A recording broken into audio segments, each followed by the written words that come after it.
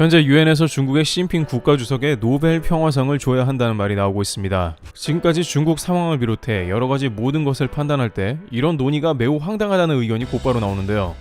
그런데 이는 장난이 아니며 매우 진지한 고려 대상이라는 점과 중국 일부 중국 채널에서는 또 가능하다는 말도 나옵니다. 현재 시진핑 노벨 평화상설은 왜 등장했는지와 국제사회에서 큰 관심사로 떠오르고 있는 이유를 살펴보겠습니다. 그런데 한편 미국은 이번 전쟁을 틈타서 오히려 중국 바로 옆에 미군까지 배치할 계획도 세우고 있다고 합니다. 특히 중국과 국경을 닿은 곳에서 직접 미군을 파견하는 초유의 결정을 추진하고 있다는 소식도 들려옵니다. 현재 중국 상황과 미국은 중국을 어떠한 가능성으로 크게 놀라게 하는지 자세하게 보겠습니다. 우선 시진핑이 노벨 평화상을 받을 수 있다는 이야기는 사실 전혀 예정에 없는 일이었다고 합니다. 당장 중국부터 노벨 평화상에 대한 알레르기가 있다고 할 정도로 해당 수상에 적대적인 국가입니다. 중국 인권운동가인 류 샤오보는 노벨 평화상을 중국의 옥중에서 수상하면서 논란이 되었는데요. 중국 당국은 노벨 평화상을 거부했으며 류 샤오보의 가족과 친척 등은 모두 출국이 금지되었습니다. 따라서 당시 노벨상은 빈 의자에 놓여지면서 중국 인권의 참상을 알린 자리가 되었습니다. 중국은 이런 일에 크게 화가 나서 노벨상 수상 당사국인 노르웨이의 무역 보복을 적극 전개하기도 했습니다. 노르웨이산 연어 수입을 금지하고 노르웨이와 공식 외교 관계를 보이콧 선언하며 강경 대응한 것입니다. 그러나 중국의 인권 문제는 지금도 이어지고 있으며 베이징 올림픽 보이콧의 핵심 원인으로 지목됐습니다. 신장 위구르, 티벳, 홍콩 등을 비롯해 중국 내부의 인권이 심하게 훼손되고 있다고 평가받고 있습니다. 따라서 이런 와중에 무슨 노벨 평화상을 그것도 시진핑 국가주석에 수여하겠냐는 의견이 나온 것이죠. 하지만 뜻밖의 현 시점에 시진핑 주석의 노벨상은 매우 진지하며 무게감 있게 다뤄지고 있는 실정입니다. 바로 러시아 우크라이나 전쟁을 시진핑 국가주석의 중재로 멈춘다면 얘기가 달라진다는 의미입니다. 블룸버그에 따르면 유엔의 주정관 시타르트 채터지는 시진핑 주석이 이번 전쟁을 막아 조기에 종료시킨다면 그는 노벨 평화상을 받을 수 있을 것이라 주장했습니다.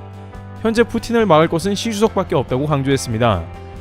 실제 영국 BBC는 현재 이 전쟁을 멈출 수 있는 사람은 전 세계에서 시진핑 주석밖에 없다고 보도했는데 바로 그가 푸틴 대통령과 탑다운 방식의 외교로 교류했고 이것이 효율적으로 작동할 수 있다는 것입니다.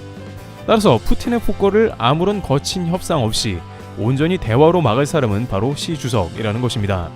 채터지 유엔 조정관은 심지어 현재 시 주석이 노벨상을 수상할 수 있는 절호의 찬스라고도 말했습니다. 그는 중국이 강대국 중 중립을 유일하게 지키고 있으며 이는 러시아와 우크라이나를 중재할 수 있는 국가이며 중국이 유엔 안보리 상임 이사국이기도 하기 때문에 충분히 중재가 가능한 시나리오라고도 밝혔습니다. 그러나 다른 한편에서는 여전히 이런 논의가 말도 안 된다는 세력이 있고 어떻게 중국의 다른 의학, 과학 분야도 아니고 전 세계 인권과 민주주의, 인류 보편적 가치를 반영한 노벨 평화상을 줄 수 있겠냐는 주장이 나올 만한데요. 이에 대해서 유엔을 옹호하는 채널에서는 물론 시진핑 국가주석이 노벨상 타는 것이 억지라는 것을 이해한다. 다만 현재 우크라이나의 민간인들이 수천 수만 명씩 희생당하는 것을 멈추는 것보다 우선되는 건 없다라며 우크라이나 전체 민간인 거주지가 파괴되고 있으며 게다가 러시아는 전쟁을 포기할 생각도 없다는 것입니다. 실제 러시아 당국은 전쟁을 끝내는 게 아니라 전략을 변경해서 장기전으로 이끌어간다는 방침을 내세웠습니다. 절대 권력 푸틴의 자존심을 세워줘야 하기 때문에 우크라이나 돈바스 및 일부 지역에 친러 정부를 세워야 하고 그 과정이 시간이 걸리더라도 반드시 러시아가 일정 영토는 가져가야만 전쟁이 끝난다는 것입니다. 반면 우크라이나는 영토 문제에 관해서 1인치도 양보할 수 없다면서 절대 러시아에 내줄 수 없다는 의견을 냅니다. 그러나 이런 식으로 전쟁이 지속된다면 우크라이나는 국도 전체가 폐허로 변해버릴 수도 있는 상황입니다. 게다가 러시아는 미국과 유럽의 도움으로 전쟁에서 고전하고 있어 핵무기 옵션도 만지작거리고 있습니다. 핵무기 사용 시 전 세계는 세계 3차 대전으로 진입하게 되는 가능성도 이제는 현실적으로 다가오게 된 걱정입니다. 결국 이번 우크라이나 러시아 전쟁을 막는 사람이 있다면 그는 노벨 평화상을 받을 만한 가치가 있다는 주장입니다.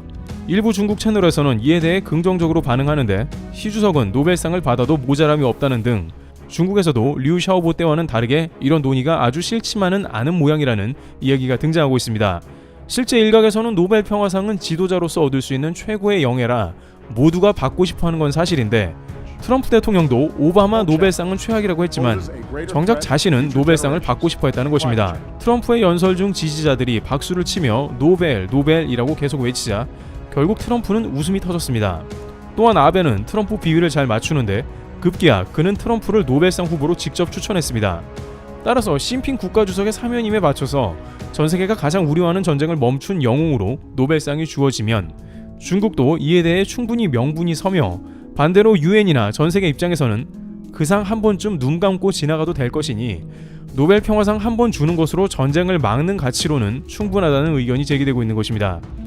게다가 오바마의 경우 핵 확산 금지를 위한 노력을 했다며 노벨상을 주었는데 지금 보면 그만한 가치가 있었냐는 비판도 나오는데 시 주석이 진짜 전쟁을 막아주기만 한다면 오바마의 뜬구름 잡는 업적보다 훨씬 실제적이며 효력 있는 행동이라는 것이죠. 또한 중국 입장에서도 이번 전쟁을 통해 중국이 전 세계에 뭔가 영향력을 끼치며 최종 승리자로 남길 원했습니다. 따라서 노벨상을 고려한 것만이 아니더라도 전쟁을 중국의 설득으로 멈추기만 한다면 그 지위를 인정받는 것이며 전쟁 이후에도 중국이 주도하는 제3세계 연합을 이끄는 파워가 좀 더 강해질 수 있다는 의견인 것입니다. 이는 시진핑 국가주석의 대외 정책인 1대1로와도 잘 맞아떨어지니 전반적으로 손해볼 게 없다는 것입니다. 물론 정작 이런 논의에 대해서 러시아를 존중한다는 중국이 전쟁을 막는 데 적극 나설지는 의문이며 반대편에선 노벨상이 무슨 딜하는 것도 아니고 이런 식의 수상은 아무런 의미도 없다는 의견이 대부분입니다만 그만큼 현재 전쟁을 최대한 즉시 멈춰야 한다는 공감대가 나오고 있으니 이런 논의까지 발생하게 된 것입니다. 그런데 이러한 중차대한 상황에 중국은 정작 노벨상이 아니라 미국과 국경을 맞대게 생겼다는 말이 나옵니다. 중국이 가장 경계하는 것은 미군이 주둔하는 나라와 국경을 맞대는 것인데 이런 문제가 제기된 것입니다. 실제 중국이 한반도 통일을 꺼려하는 이유는 만약 평화통일 시 한반도에 미군이 그대로 주둔하게 되면 중국은 미군과 국경을 맞댄다는 측면에서 자신들의 행동 반경이 극히 좁아지는 것을 우려한다는 것이죠. 그런데 다름 아닌 이번 러시아 우크라이나 전쟁의 결과물로 그런 움직임이 발생한다는 말이 나옵니다. 그것도 중국이 잘못해서가 아니라 러시아의 전쟁 결정으로 인해서 파생된 결과를 맞는다는 것입니다. 러시아는 이번 전쟁으로 우크라이나 주변국들을 안보 문제로 엄청나게 긴장시키는 국면이 나왔습니다. 대표적으로 독일은 전범국임에도 불구하고 재무장을 선언했고 이는 국회에서도 큰 지지를 받았습니다.